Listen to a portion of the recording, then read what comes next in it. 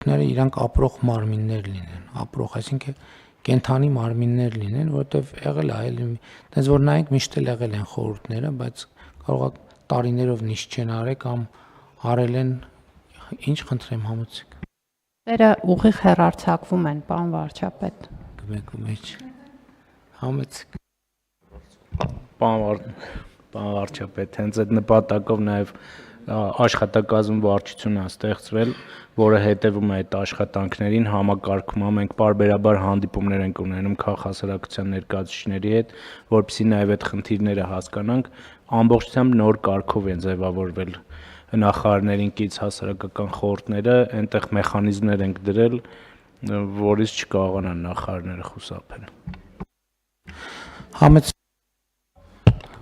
Պարոն վարչապետ, ես մի կարճ արձագանք անեմ դե ֆակտո եւ դե յուրե վիճակագրության մասին։ Տեսեք, մի անգամ 2018 թվականի համեմատ, երբ որ բեռնափոխադրումների ծավալներն էինք նայում, եւ դա իրականացնում էին 24 թվականին 23-ի հետ համեմատած, պարզվեց, որ այդ ծավալները ընկել են, բայց տնտեսությունը աճել է, ինչը աբսուրդ էր այդ տեսանկյունից։ Եվ մենք խորացանք այդ թեմայի մեջ, պարզվեց, որ 2018 թվականին հանքարդյունաբերողներից X կազմակերպությունը այդ բեռնափոխադրումները, որը ինքը միջև այդ իր ուժերով է իրականացրել եւ չի հայտարարել որպես բեռնափոխադրում, outsource էր արել եւ այլ կազմակերպության կողմից էր իրականացվում։ Եվ այդ outsource արած կազմակերպությունը որպես բեռնափոխադրում դա վիճակագրական որպես ռեսպոնդենտ վիճակագրական տվյալ էր ներկայացրել։ Եվ ստացվում էր, որ դե ֆակտո այդ փոխադրումը նաև 2017-ին, 18-ին, 10 բոլոր տարիներին եղել է, իրականացվել է հանքարդյունաբերական կազմակերպության կողմից, սակայն կոնկրետ այդ տարի իրականացվել է outsource արված եւ այդ տարվա նկատմամբ, երբ որ դու համեմատական ես անցկացնում բեռնափոխադրումների, ստացվում է, որ ծավալի նվազում կա, դե յուրե այո, վիճակագրությունը ճիշտ է, բայց դե ֆակտո ոչ։ Շնորհակալություն։ Դե այո, բոլոր տվյալները իհարկե պետք է վերլուծել եւ հասկանալ, որովհետեւ վիճակագրությունը ինքը ուղղություն է տալիս, մտածելու նյութ է տալիս, այդ տողերի մեջ պետք է դեռ նայել ինչ կա։ Շատ լավ, հարգելի գործընկերներ, հարցը դրվում է քվեարկության, ովքեր են դեմ որոշման ընդունմանը, դեմ չկա, որոշումն ընդունված է։ Քննարկում ենք հարց համար 14-ը, օդի Թուրքի արտոնությունների կիրառման կարգում փոփոխություններ կատարելու մասին հարցը։ Զեկուցող տարածքային կառավարման եւ ենթակառուցվածքների նախարարի տեղակալ Արմեն Սիմոնյան, համեցեք պարոն Սիմոնյան։ Շնորհակալություն, մեծարգո պարոն վարչապետ, հարգելի գործընկերներ, 2019 թվականից մեկնարկած օրենսդրական փոփոխություններով,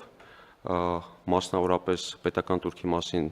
օրենքում լրացում իրականացնելով, հնարավորություն ընձեռնվեց օդային ճանապարհով նոր ուղղություններով չվերթեր իրականացնելիս, օդային ուղևորներին օգտվել պետական տուրքի, այսպես կոչված օդի տուրքից ազատվելու արտոնությունից, որը համաձայն օրենքի կազմում է 10,000 դրամ, եւ այդ պահից սկսած մենք ունեցանք բավականին լավ դինամիկա աշխարհագրության ընդլայնման եւ այդ դինամիկան շարունակվեց եւ 2023-24 թվականների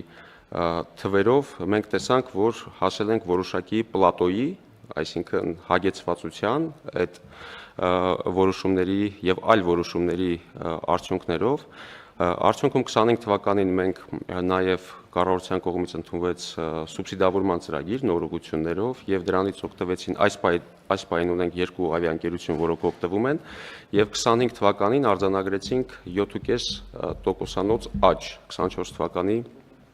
նկատմամբ։ Միաժամանակ նաև օդային փոխադրումների ոլորտում իրականացվեցին բարեփոխումներ, մասնավորապես տարբեր ծառայությունների մասով թվային համակարգով սկսեցին այդ ծառայությունները իրականացվել եւ 2026 թվականին արդեն ունենք նույնպես որոշակի աճ այդ իրականացված փոփոխություններով ներկայացված նախագծով ինչ ենք առաջարկում նախ այս կառավարության որոշմամբ սահմանված են այն հիմնական պահանջները, որոնք գործում են ավիաընկերությունների նկատմամբ, այսինքն մինիմալ որքան չվերթեր պետք է իրականացվեն ինչ ուղղություններով եւ այլ պայմաններ։ Գործող խմբագրությամբ ամառային եւ ձմեռային ժամանակահատվածներում չվերթեր իրականացնելիս սահմանված են մինիմալ չվերթերի պահանջներ, համապատասխանաբար 28 չվերթ ամառային ժամանակահատվածում եւ 20 չվերթ ձմեռային ժամանակահատվածում։ Սրա կիրառությունը որոշակի արդյունք տվեց, սակայն բազմաթիվ ընկերություններ դիմում են այն հարցով, որ եւ փաստը ցույց է տալիս, որ օրինակ ընկերությունները կարող են ամառային ժամանակահատվածում իրականացնել 60 չվերթ, 70 չվերթ, բայց ձմեռային ժամանակահատվածում չկարողանան իրականացնել ելնելով ուղևորահոսքից հոսքից այդ մինիմալ 20 չվերթը եւ չեն կարողանում օգտվել այդ օդի թուրքի արտոնությունից, որոշ դեպքերում էլ չեն մեկնարկում այդ չվերթերը։ Եվ սա է պատճառը, որ այս որոշմամբ մենք առաջարկում ենք մեկ թիվ ֆիքսել ամբողջ տարվա ամառային եւ ձմեռային ժամանակահատվածների համար մինիմալ 40 չվերթի իրականացում եւ չնշելով թե ամառայինում որքան պետք է իրականացվի եւ ձմեռայինում որքան պետք է իրականացվի։ 2026 թվականին նաեւ պետական турքի մասին օրենքում փոփոխություններ իրականացրեցինք, գործող խմբագրությամբ այդ օդի турքի արտոնությունները տրվում են 3 տարի ժամկետով, 2 տարի ժամկետով երկարաձգելու հնարավորությամբ։ Եվ նոր փոփոխություններով, որոնք մայիսի 6-ից ուժի մեջ են մտել, հնարավորություն կա 2 անգամ 2 տարով երկարաձգելու։ Հիմա, քանի որ կարգում համապատասխանեցնելու խնդիր կա, կարգում այդ երկարաձգման պրոցեդուրաները համապատասխանեցրել ենք գործող օրենսդրությանը։ Եվ երրորդը, քանի որ նախկինում թույլտվությունները եւ օդի թուրքից ազատման այդ ռեժիմը իրականացվում էր նախարարության կողմից թղթային եղանակով եւ հրամաններով, նշումներով եւ այլն, եւ դա մենք 24 թվականից ամբողջությամբ թվայնացրել ենք եւ թույլտվությունների տրամադրման կարգն էլ է փոխվել, ապա այստեղ նույնպես համապատասխան փոփոխություններ ենք իրականացնում եւ համապատասխանեցնում ենք թույլտվությունների տրամադրման կարգին։ Եթե գլոբալ, ապա սա է, շնորհակալություն։ Շնորհակալ եմ, պարոն Սիմոնյան, հարգելի գործընկերներ, կարծում եմ արդեն իսկ կարող ենք ասել, որ նշված որոշումները, որը կայացրել ենք նախկինում, այն շարքից են, որոնք ընթացքում իրենց արդյունավետությունը ապացուցեցին։ Ավիացիայի ոլորտում մենք բարդությունների եւ խնդիրների ճանապարհով ի վերջո հասել ենք մի կետի, որտեղ լավատեսությունը գերակշռում է եւ Հայաստանում զբոսաշրջության թվերի էական աճը իհարկե կապված է նաեւ այդ որոշումների հետ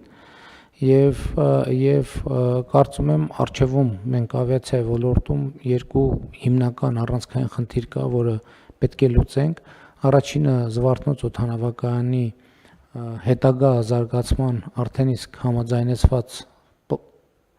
ծրագիրը հայեցակարգը դեռ master plan-ի մակարդակի չենք հասել, թե հասել ենք master։